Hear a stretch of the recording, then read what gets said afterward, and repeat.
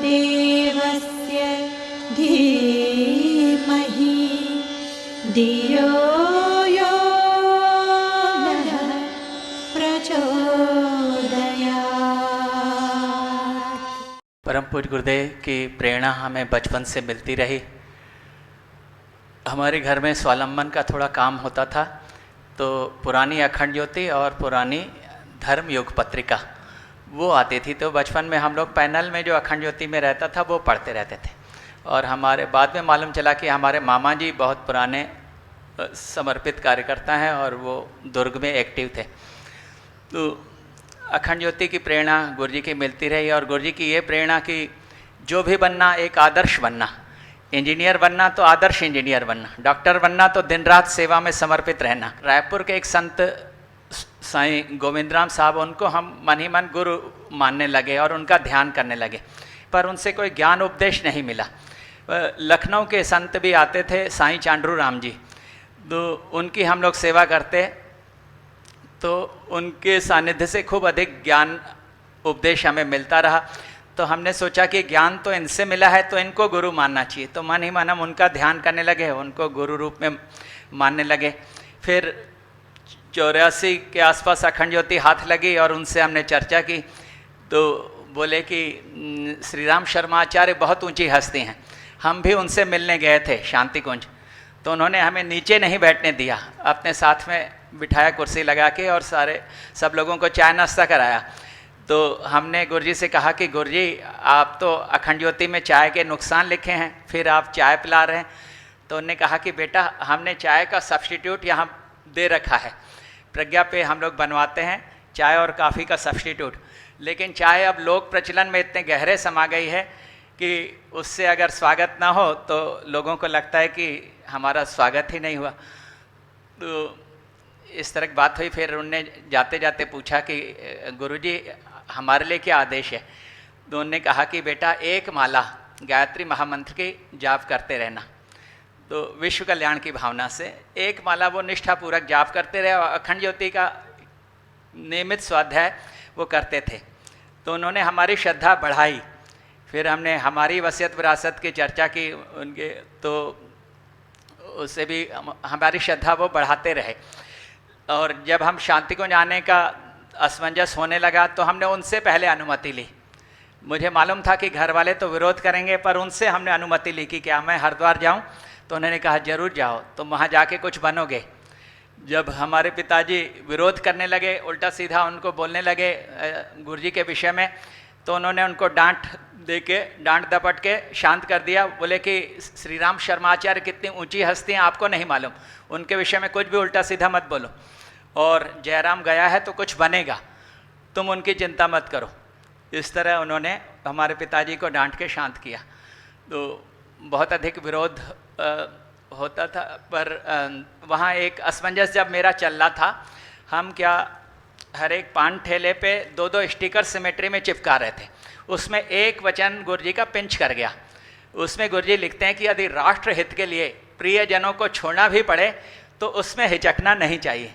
बस ये वचन ऐसा पिंच कर गया कि हमने निश्चय कर लिया कि हमें राष्ट्र हित के लिए समर्पित होना है, जैसे क्रांतिकारियों ने जीवन को समर्पित किया। तो मन ही मन हम इस तरह का निश्चय प्रबल होने लगा।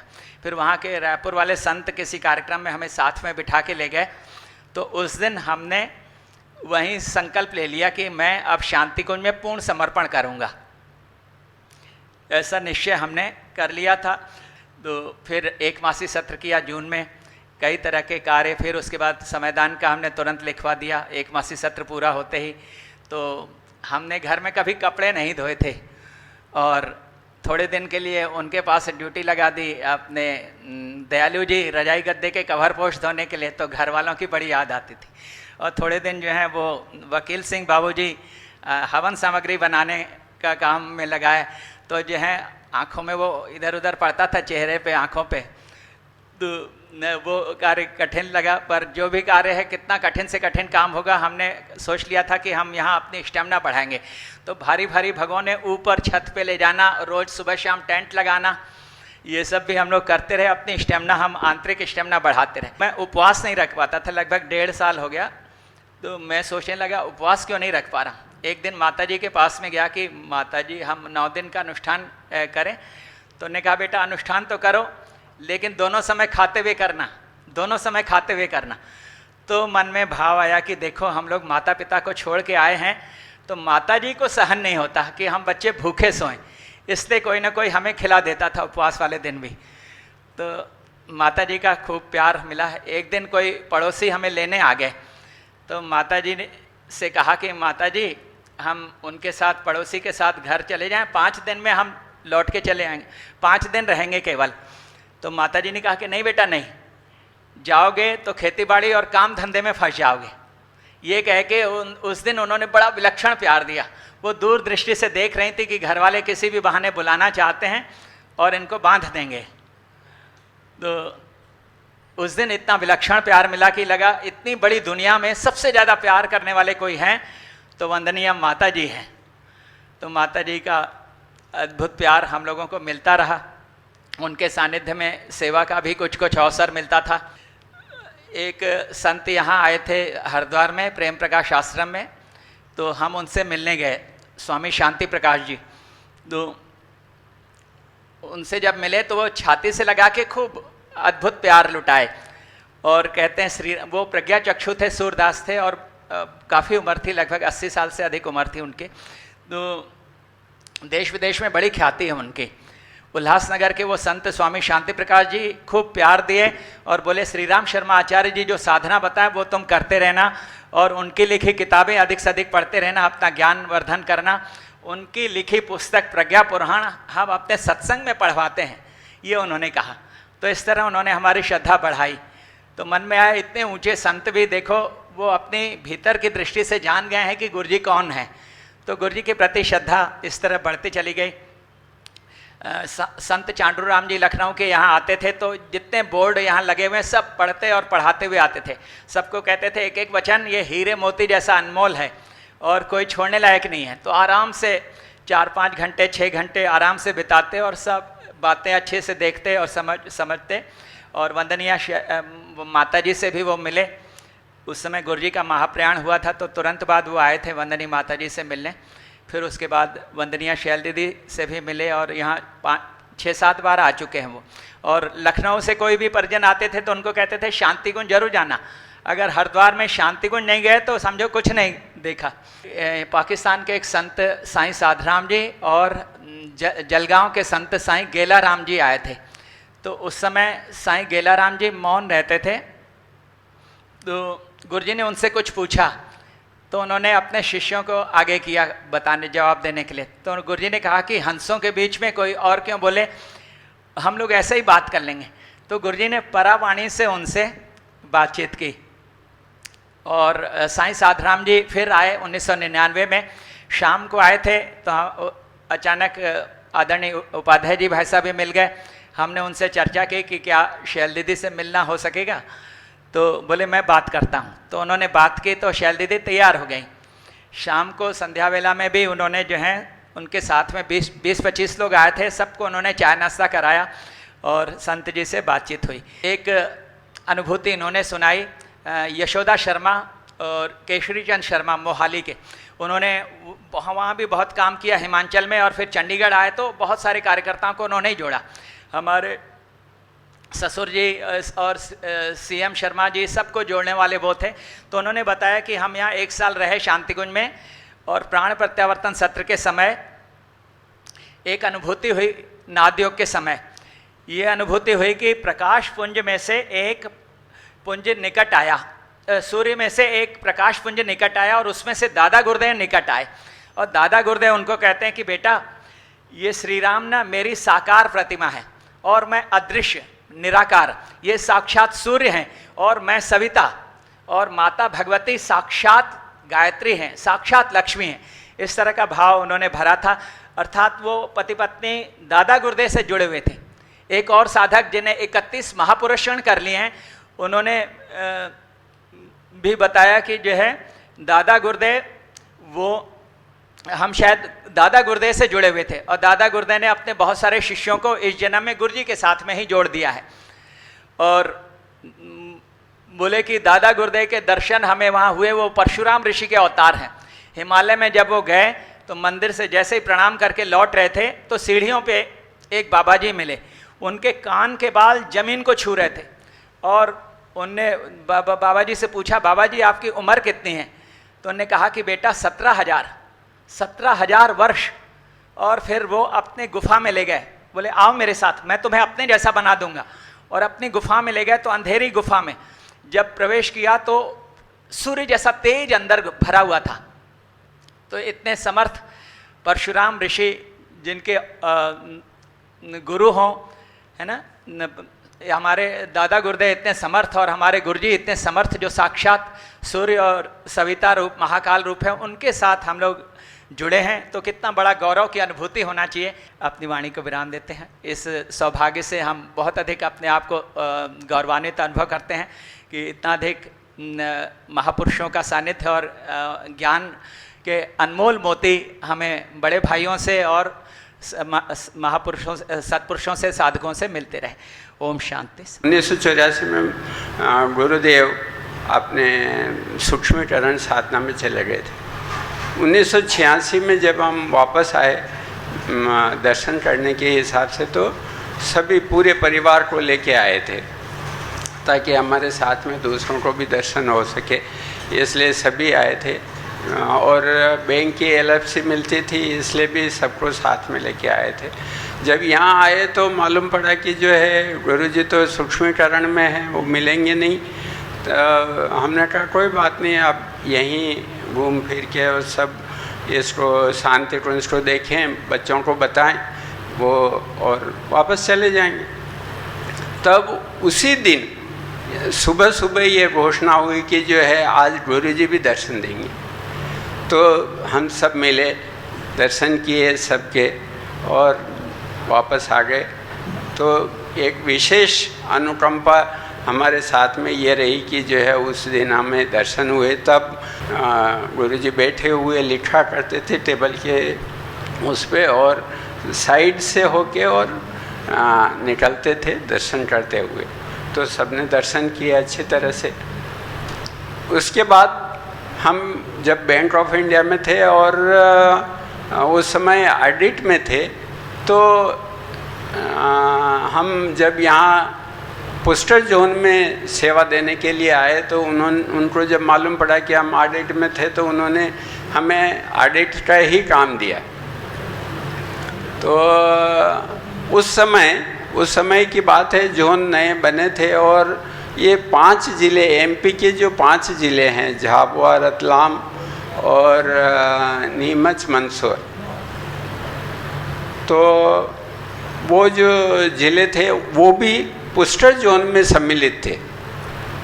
तो ऑडिट करने के लिए जब वहाँ गए हम, रतलाम तो जाते हुए यहाँ के जो जोन प्रभारी हैं पोस्टर के, उन्होंने बताया कि भाई देखना, रतलाम जाओ तो सावधानी से जाना, क्योंकि वहाँ 2 धड़े हैं, आपस में मेल नहीं खाते हैं, तो आप ज़रा सावधानी से बोलना।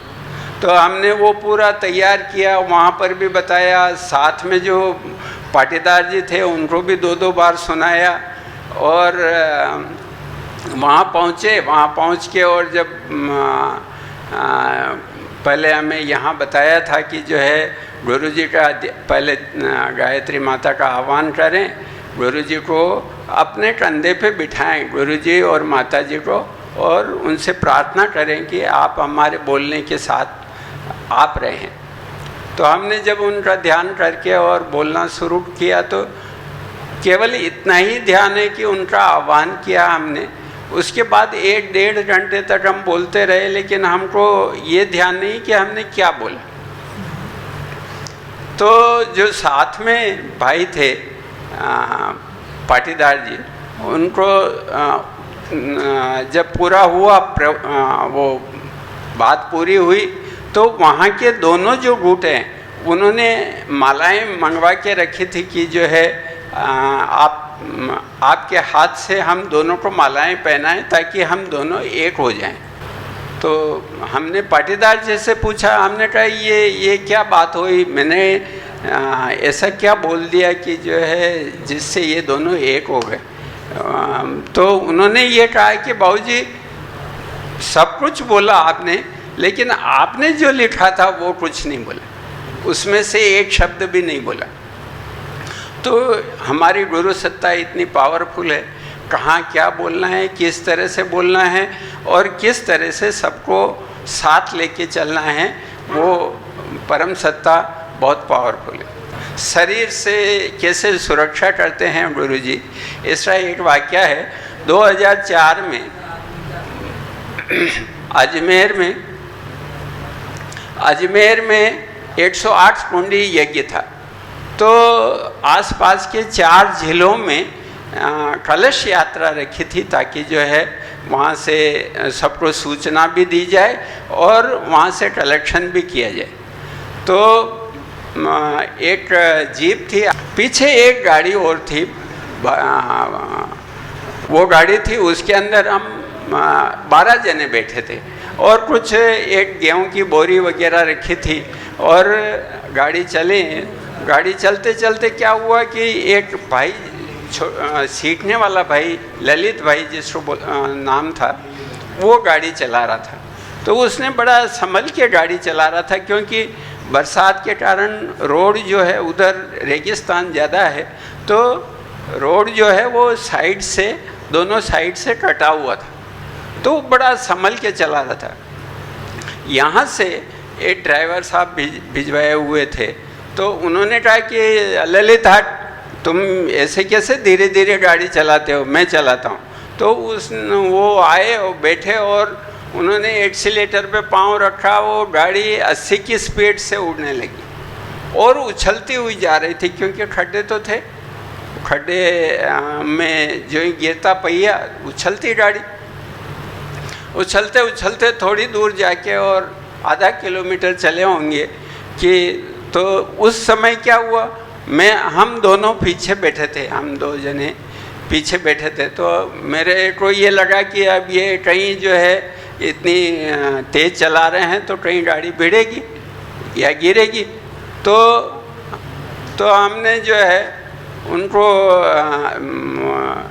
हमने अपने से बैठ के आलती पालती लगा के और हमने महामृत्युंजय जप शुरू कर दिया, ताकि जो है भगवान ही रक्षा करें आप इसकी गाड़ी की।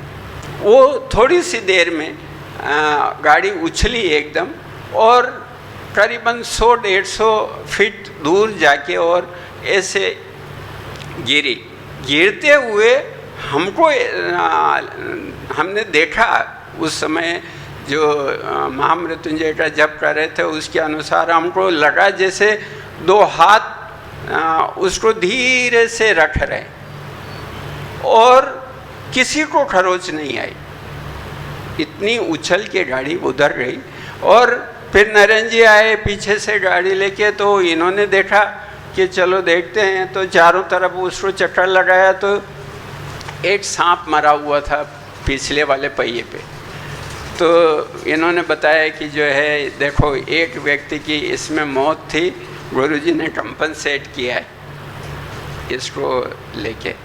तो हमारी गुरु सत्ता बहुत महान है। हमारा जीवन में जो भी खुशी मिली है और पर्याप्त खुशियाँ मिली है, सब काम हमारे जो है निर्विघ्न और आसानी से हुए हैं। मैं प्राइमरी क्लास पढ़ने के बाद मिडिल पढ़ने के लिए 10 किलोमीटर हम शहर आए। तो शहर के आसपास जो है मिशन के सद्वाक्य लिखा होता था। उसमें नीचे लिखा होता था यूनियो, कहीं मथुरा लिखा होता था, कहीं शांति कुंज लिखा होता था। तो वो शब्द समझ में नहीं आता था कि यूनियो ये क्या होता है। पर पता लगा कि बोले गायत्री मंदिर है बालोद में, वहाँ का कोई परिव्राजक है, वो आके इसको लिख जाता है। मेरा जिज्ञासा हुआ कि मैं एक दिन जाऊँ और उनसे मिलूँ। जा कर के मिला तो उन्होंने बताया कि साहब ये मथुरा से एक तपोभूमि जगह है और शांति कुंज हरिद्वार में जो है पंडित श्री राम शर्माचार्य जी रहते हैं, हम उन्हीं के शिष्य हैं, उन्हीं के सद्वाक्य हैं। तो गुरुदेव का वो एक सद्वाक्य था, मांस मनुष्यता को त्याग कर ही खाया जा सकता है। हमारा पूरा परिवार, हमारा पूरा घर तामसिक था, सात्विक कोई नहीं थे, उसमें हम भी थे। 6वीं पढ़ते पढ़ते जो है लगभग जब मैं 7वीं क्लास में आ गया, एक दिन मैंने संकल्प ले लिया, क्या मैं मनुष्य नहीं हूँ, मैं मांस नहीं खाऊंगा। मेरे माँ बहुत प्रयास की, बेटा आज तुम खाना क्यों नहीं खा रहे हो। मैंने कहा माँ मैं संकल्प ले लिया हूँ कि मैं मांस नहीं खाऊंगा, और उस दिन मैंने छोड़ दिया। हम लोग बाबूजी से बात नहीं कर पाते थे, माँ ही थे, तो माँ जो है बाबूजी को बताया कि आज इन्होंने खाना नहीं खाया। बाबूजी ने कहा ये तो ऐसा आदमी कह दिया आधी रात में चलो मछली पकड़ने तो चला जाता था, ये बात क्या हो गई। तो मैंने कहा बाबूजी मैंने वो एक सद्वाक्य पढ़ा, बाबूजी मेरे यहाँ 4th क्लास पढ़ा लिखा था, तो उन्होंने कहा अच्छा ये बात है, ठीक है। फिर मैं शक्तिपीठ से ये पूछा कि साहब शांति कुंज कैसे जाते, तो शक्तिपीठ में जो परिव्राजक था उसको आधी अधूरी जानकारी थी। वो कहता था एक ट्रेन जाती है नागपुर होकर के, मथुरा होकर के, ऐसे करके, तो वो छत्तीसगढ़ एक्सप्रेस जाती थे, पर मुझे भी पूरी जानकारी नहीं था, मैं 7वीं क्लास में पढ़ रहा था। तो मैंने माँ से कहा माँ मैं स्काउट में जो है बाहर जा रहा हूँ, मेरे लिए चावल दाल नमक मिर्ची जो कुछ है वो डाल दीजिए। माँ ने पूरी किट तैयार कर दिया और मैं शाम को ही निकल गया घर से। दुर्ग रेलवे स्टेशन में बैठा रहा, मैं पूछता रहा साहब हरिद्वार के लिए कोई गाड़ी, कोई बताता नहीं था। फिर मैंने कहा नागपुर का नाम लिया, तो एक आदमी ने मुझे बिठा दिया, तो जबलपुर की गाड़ी थी। मैं जबलपुर पहुंच गया। जबलपुर में लगभग 9-10 बजे का टाइम था। वहाँ जब मैं उतरा तो मुझे कुछ समझ में नहीं आया मैं क्या करूँ क्या ना करूँ। तो कुछ लोग जो बाहर निकल रहे थे उन्हीं के साथ बाहर निकला, तो ऑटो वाला कह रहा था ग्वारी घाट ग्वारी घाट। मैं उनके साथ ही ग्वारी घाट चला गया। लोग जो बैठे थे उसी ग्वारी घाट में, रात में लोग वहीं मंदिर के आसपास सोए थे नर्मदा जी के किनारे, मैं वहीं सो गया। सवेरे जो है कुछ भीड़ नर्मदा जी के उस पार जा रहे थे, तो देखा एक जो है पीले रंग का भगवा जो है कुछ दूर में लहरा रहे थे। मैं वहाँ चला गया। वहाँ गया तो पता लगा कि ये तो महर्षि महेश योगी का आश्रम है। मैंने वो जो सिक्योरिटी सामने थे उनसे सारी बात पूछा। उन्होंने कहा यहाँ तो ब्राह्मण बच्चों को ही रखा जाता है, अन्य बच्चों को नहीं रखा जाता। मैंने कहा साहब कुछ भी हो मैं यहीं रहूँगा और यहीं पढ़ूँगा। एक दिन गुजरा, 2 दिन गुजरा, 3 दिन गुजरा। वो राशन तो ले गए थे, मैं चावल दाल खिचड़ी वही बना करके वही बरामदे में सो जाता था। उन्होंने जाके व्यवस्थापक को बता दिया, कोई श्रीवास्तव जी थे वहाँ पे, वो आया तो उन्होंने मेरे सारी जानकारी लिया। उन्होंने कहा ठीक है तुमको ये कमरा हम दे देते हैं, तुम यहीं रहना, पर एक काम करना, इन बच्चों के साथ तुम ध्यान करने नहीं बैठना। भावातीत ध्यान वहाँ कराते थे। मैं दूर बैठ जाता था और उन्होंने कहा कि इनको भोजन परसने में सहयोग करना, इनके ये बर्तन जब साफ़ कर ले तो सूखे कपड़े से पोंछना, ये मेरी ड्यूटी लग गई वहाँ पे। ऐसे तैसे 20-25 दिन गुजरा। एक दिन मेरे मन में आया कि मैं घर क्यों चिट्ठी ना लिख दूँ, और घर मैंने एक चिट्ठी लिख दिया कि मैं जहाँ भी हूँ अच्छा हूँ। उस चिट्ठी को पा करके पिताजी उसी एड्रेस पे जो है, एड्रेस तो कंफर्म हमने लिखा नहीं था पर वो सील मुहर लगा था जबलपुर का, उसी से पता करते करते वो जो है मेरे पिताजी, चाचा जी, एक गांव का और कोई व्यक्ति था उसको लेके वो आ गए। जब वो आ गया तो मैंने अपने पिताजी से पहले बार देखा इतना रोती हुई, जो कि जिससे मैंने कभी जीवन में नहीं देखा था। तो एक तरफ रात भर जगते रहे, पिताजी सो पाए तो चाचा जी जगते थे, चाचा जी जग सो जाए तो तीसरे आदमी जगते थे। सवेरे वहाँ घर ले आया, पर अब मेरा क्रम ही चल पड़ा था कि मुझे तो साधु बनना ही है। तब तक मैं लगभग 9वीं पास कर लिया था, 10वीं मेरा एडमिशन हो गया था। फिर एक दिन ये सूचना आया कि गुरुदेव का महाप्रयाण हो गया। वहाँ का पुजारी ने बताया ऐसी ऐसी बात हो गई। तो फिर मेरा मन बहुत खटका, क्योंकि हम घर में जो है रामकृष्ण परमहंस और माँ काली का, शारदा माँ का वो फोटो की पूजा करता था। घर में पूजा स्थली नहीं था, कोई कैलेंडर था, मैंने पूजा स्थली में रख लिया था, उसको रोज़ पूजा करते थे। पूजा क्या, बस अगरबत्ती जला करके बैठ जाते थे। तो एक दिन हमको कुछ ऐसा लगा, कोई कुछ कह रहा है कि चल। मैंने फिर पुजारी से पूछा भैया मैं जा नहीं सका, तू बता ऐसे करके। तो उस पुजारी ने फिर उस डिटेल में लिख करके मेरे को दिया कि ये शांति को जैसे ऐसे जाते हैं। मैं चला गया दुर्ग, इंतज़ार करता रहा ट्रेन का। इतने बीच में मेरा एक भैया था होमगार्ड में, वो चला आया, मैं उसको देख नहीं पाया। वो आया और मेरे हाथ को पकड़े, बोले कहो कहाँ जा रहे हो। मैं अक्का बक्का रहेगा, कुछ कह नहीं पाया। वो घर मेरे को ले आया। फिर पता लगा कि साहब श्रद्धांजलि समारोह होना है, वहाँ यहाँ से बस जाएगी। तो मेरे घर के पड़ोस में ही थे श्यामा देवी साहू, उनके यहाँ 71-72 सखंड ज्योति आ रही। उन्होंने सारी बात बताई कि हम चलेंगे, तुम चलोगे। तो मैंने अपने माँ को तैयार कर लिया। माँ ने पैसा वैसा दे दिया, बाबूजी से बातचीत कर लिया कि वो कि भाग ही रहा है, तो बोले चले जाने दो। माँ कह दिया था, वो श्यामा देवी से बोले जैसे ही ले जा रहे हो वैसे वापस ले आना, उसको छोड़ना मत। मैं यहाँ श्रद्धांजलि समारोह में आया। फिर मेरा एक मन हुआ कि लोग यहाँ माताजी से मिलने जाते हैं। सौभाग्य से मेरा जन्मदिन था तो मैं माताजी से मिलने गया।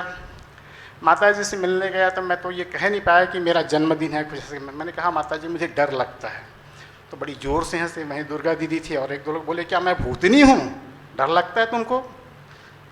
तो नहीं माता जी आपसे नहीं। मैंने कहा वो एक नीचे बाबूजी हैं जिसके गला में पट्टा बंधा हुआ है, वो ऐसा दिखता है। फिर ज़ोर से लोग हंसने लगे। जयपुर की एक घटना और था कि हम लोग वो पाली जयतारण हमको मिला हुआ था, वहाँ से जब आया तो एक लड़का था भरत भंडारी। माता जी जब हेलीपैड पे आए थे, हम लोग स्वागत करने के लिए गए तो सब लोग दौड़ रहे थे, गाड़ी की रेला चल रहा था। वो भरत भंडारी क्या हुआ एकदम से गिर गया रोड पे और एक गाड़ी गुजर गई एकदम से उसके ऊपर से। जो पिछले गाड़ी साइड से निकल गई क्योंकि माता जी आगे जा रहे थे तो लोगों में खोड़ मचा था, गाड़ी पीछे पीछे था। हम लोग भी दौड़ लगा रहे थे। तीसरी वाली गाड़ी एकदम से ब्रेक मार के रुक गई। तो वो इतने में थोड़ी देर में उठा और ये पूछा मेरे से कि माता जी चली गई? मैंने कहा हाँ। तो फिर वो दौड़ लगाया, फिर मैं भी उसके पीछे पीछे दौड़ गया। उसको खरोच भी नहीं आया था। अब ये बातें उस समय तो हमको कुछ समझ में नहीं आया, पर भैया ने कल कहा कि आपको अपना संस्मरण सुनाए, तो हम डायरी लिखते थे रोज। उस डायरी में ये नोट था, उसको एक भी कहीं कोई खरोच नहीं आया था। परम पूज्य गुरुदेव ने जो आधारित ये पुस्तक का जो विमोचन किया है, भाव संवेदना की गंगोत्री, शायद उसी पर होगा। मध्य प्रदेश में एक सागर जिला है। सागर जिले में 1997 में एक बहुत बड़ी घटना घटी थी, यदि आप लोगों को जानकारी होगी, कि मांस निर्यात विरुद्ध एक बहुत बड़ी रैली निकाली थी एक संत समाज ने,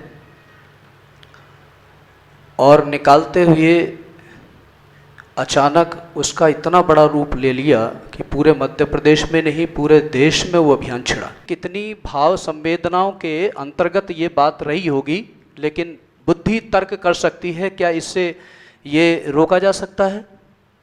देश में न जाने कितने प्रकार की हिंसाएं जो शारीरिक मानसिक वाचिक बताई गई हैं, उन हिंसाओं के लिए तो बड़ा इसमें लंबा विस्तार है पुस्तक में, लेकिन मैं उसकी चर्चा न करते हुए एक बात और बड़ी महत्वपूर्ण करना चाहता हूँ कि भाव संवेदना कहाँ किस रूप में मनुष्य के अंदर आ जाए, इसकी आप कल्पना नहीं कर सकते। एक भिंड का बालक था, तो भिंड का बालक जो है वो धीरे धीरे ग्वालियर के एक परिवार से सम्मिलित हुआ, और होने के बाद इमरजेंसी के समय पर वो जेल में गया। और जेल में जाने के बाद में इतनी कड़ी उसको यंत्रणाएं दी गई, जिस प्रकार वी सावरकर जी को सेलुलर जेल में दी गई थी, यानी कि उनको सड़ा हुआ पानी दिया जाता था, यानी कि एक मन तेल निकाला जाता था नारियल से उनको स्वयं चल करके, और जो चावल मिलता था उसमें कंकड़ पत्थर होते थे। बहुत बुरी यंत्रणाएं उनको दी गई थी। इसी तरीके से भिंड के बालक को भी बहुत ज़्यादा यंत्रणाएं दी जा रही थी, और दी जा रही थी तो देते देते बंगलौर की जेल में वो थे। 1 वर्ष बीतने के बाद में उनके शरीर पे जो यंत्रणाएं दी गई थी, तो उनकी इतनी तबीयत खराब हो गई तो उनको वहाँ से ऑल इंडिया जो अपना जो मेडिकल इंस्टीट्यूट है वहाँ पर उनको भर्ती किया गया। तो उनको 4th 5वीं मंजिल पर रखा गया था। रखने बाद कड़ी सुरक्षा के बीच में रखा गया था। कड़ी सुरक्षा के बीच सुबह 4 बजे उनकी अचानक आँख खुलती थी, तो क्या देखते थे? आवाज़ें रोने की आती थी, चीत्कार की आवाज़ आती थी। उन्होंने जानने का प्रयास किया आखिर ऐसा होता क्या है, क्यों है? तो मालूम पड़ा कि जो रात को वहाँ पर देहांत हो जाता था जिन पेशेंटों का, जिन मरीजों का, तो सुबह जब उनके प्रियजन को समर्पित किया जाता था उस परिवार को, उस बॉडी को, तो वो लोग रोते थे, चिल्लाते थे। तो वो व्यक्ति उठ करके देखता था, और देखने के बाद अंदर से इतनी उसकी चीत्कार करने लगी आवाज़, अंदर की वेदना उसको पूरी तरीके से, और वेदना करते करते उसके मन में एक तरीके का वैराग्य जैसा आया। इतना बड़ा वैराग्य आया कि आप उसकी कल्पना नहीं कर सकते कि रहना नहीं देश वीराना है, यह संसार कागज की पुड़िया, बूंद पड़े धुल जाना है। रहना नहीं देश वीराना है, यह संसार कागज की पुड़िया, यानी कि यह संसार झाड़ और झाकर उलझ पुलझ मर जाना है, रहना नहीं देश वीराना है। ये गीत उसके दिमाग में चल पड़ा। चलने के बाद में कुछ समय के बाद जब उनको जेल से छोड़ा गया, तो छोड़ने के बाद उन्होंने सोचा यार सब बेकार की बात है, बस कूटस्थ और चिदाभास नित्य मुक्त परिपूर्ण, न जाने किस तरीके के वेदांत की उसके दिमाग में चर्चा आने लगी। इससे तो अच्छा है अपने घर पर वही काम करेंगे। और जैसे ही वो घर पहुँचे, तो पहुँचने के बाद उनके जो बड़े भाई थे वो आगरा में वकील थे, उनको एक पुस्तक दी थी, हमारे डॉक्टर सतीश चंद्र शुक्ला जी हैं भिंड के अंदर। तो एक नदी के तट पर उनका गांव था, उस नदी के तट पर पहुंचे तो मेरे पास आज भी वो पुस्तक रखी हुई है जिसका नाम भाव संवेदना की गंगोत्री, ऊपर से उसके पूरे पर्चे फटे हुए हैं और बिल्कुल चिथड़ी है। तो वो बच्चा जब आया, आने के बाद उस किताब को पढ़ा और पढ़ने के बाद फिर वो निकल पड़ा और निकलने के बाद में उसने राष्ट्र को ही अपनी कर्मभूमि मान ली और जाकर के जयप्रकाश नारायण जी से उनने संपर्क किया। जय नारायण प्रकाश जी से संपर्क करने के बाद कमेटी का गठन हुआ। फिर पुनः से गठन होने के बाद में राजघाट में जाकर के गांधी जी की समाधि पर शपथ ली सारे लोगों ने मिलकर के कि जिस परिस्थितियों में हम लोग खड़े हुए थे, खड़े होने के बाद यदि आज हमारे साथ इस तरीके का हुआ तो उनकी अंदर की संवेदना झकझोरने लगी। और जैसे जैसे बहनों भाई संवेदना झकझोरने लगी तो वहाँ से शपथ लेने के बाद जब उन्होंने शुभारंभ किया संगठन का दोबारा से बनाने के लिए, लेकिन आप सब लोग जानते होंगे वो संगठन लंबे समय तक नहीं चल पाया, धीरे धीरे वो टूटने लगा, विघटन होने लगा। और होने के बाद में फिर वो निरंतर एक ही काम करते रहे। हर कविता वो नहीं लिख पाते थे क्योंकि इतने व्यस्त हो गए थे फिर वो समाज में संगठन को बनाने के लिए। कहने का मतलब ये है कि वो आज संगठन विश्व लेवल पर कैसे काम कर रहा है, उसके पीछे वो संवेदना भरी हुई कविताएं थी जो आज भी यदि आपको देखने को मिलेगी, कभी यूट्यूब पर देखेंगे, ऐसी ऐसी कविताओं के माध्यम से ऐसे ऐसे यूथ काम कर रहे हैं आज देश में जो प्रेरणा देता है कि संगठन को कैसे भावभरी संवेदना के साथ में कैसे लेकर के चला जा सकता है। और आज उस संगठन के अंदर कौन बड़ा है कौन छोटा ये नहीं है, वहाँ समूह की जो चर्चा की जा रही है। मेरा कहने का मतलब ये है कि हम सब लोगों को भी इसी तरीके से भाव को लेना है। किस भाव से लेना है कि उस बालक ने उस पुस्तक में क्या पढ़ा कि ये संसार भगवान की फसल है कि जैसा बोंगे वैसा काटेंगे, काटने बो का सिद्धांत लेकर के चल पड़ा और चलने के बाद अमर हो गया। और अमर होने के बाद आज उस स्तर पे, मेरा कहने का मतलब ये है भाव संवेदनाओं का जागरण, इसे दूसरे शब्द में क्या कहते हैं, आत्मा का जागरण भी इसे कह सकते हैं। कहने का मतलब आत्मा का जागरण अर्थात उन्नत भावों दिव्य संवेदनाओं का जागरण, न केवल जागृत वरन सक्रियता श्रेष्ठ कार्यों के लिए दिव्य चेतना के लिए। यानी कि निवेदन किया है कि हमारे गौड़जी बाबूजी इसका संकेत करते रहते हैं, नत्तम कामे राज्यम न सौख्यम न पूर्वभवम कामे दुखम ताप्तानाम प्राणानाम आर्तनाशनम। मतलब जन समूह को आत्मा भरी, यानी कि अभी जो मरी नहीं है, जो जन समूह है समाज में जो आज अच्छे लोगों का है कि आज सारे समाज में देखने को मिलता है कि वाणी से, कथाओं से, प्रवचनों से दुनिया को बदलने के लिए हम लोग तैयार हैं। लेकिन गुरुदेव ने इसलिए कहा कि इस मिशन में व्यक्तिवाद के साथ नहीं, समूह के साथ हमारी जो शक्ति है मूर्छित भर, इस मूर्छित लक्ष्मण की सचेतन सत्कर्म में तत्पर और कामकाज के निरत करने के लिए संजीवनी चाहिए। यह संजीवनी है भाव संवेदना। दे सकेंगे आप? यदि दे सकें तो विश्वास करें, स्थिति कितनी भी जटिल क्यों न हो, अंधेरा कितना ही सघन क्यों न हो, आत्मा के दिव्य भावों का तेज प्रकाश इस तहस नहस करने में समर्थ हो सकेगा। परम पूज्य गुरुदेव हमारे अपने शिष्यों के साथ एक परिकर में एकजुट होने के लिए संकेत, उनके द्वारा विनिर्मित संजीवनी को जन जन तक पहुंचाने में सहयोग करते हुए इस युग संधि को जन जन के हृदय तक पहुंचाएं। इस कार्य को युग धर्म युग यज्ञ मान करके चलें, तभी सफलता संपन्न होगी, संभव होगी। तो मानव जीवन के दिव्य बनने, आज की परिस्थितियां कल उलटने में देर नहीं लगेगी। बस इसी बात को वाणी। ओम द्यौः शान्तिरन्तरिक्षगं शान्तिः पृथिवी शान्तिरापः शान्तिरौषधयः शान्तिः वनस्पतयः शान्तिर्विश्वे देवाः शान्तिर्ब्रह्म शान्तिः सर्वगं शान्तिः शान्तिरेव शान्तिः सामा शान्तिरेधि। ओम शान्तिः शान्तिः शान्तिः सर्वारिष्ट सुशांतिर्भवतु। YouTube चैनल शांति कुंज वीडियो गायत्री परिवार को सब्सक्राइब करें एवं बेल आइकन जरूर दबाएं ताकि गायत्री परिवार की विभिन्न गतिविधियों की जानकारी आपको मिलती रहे।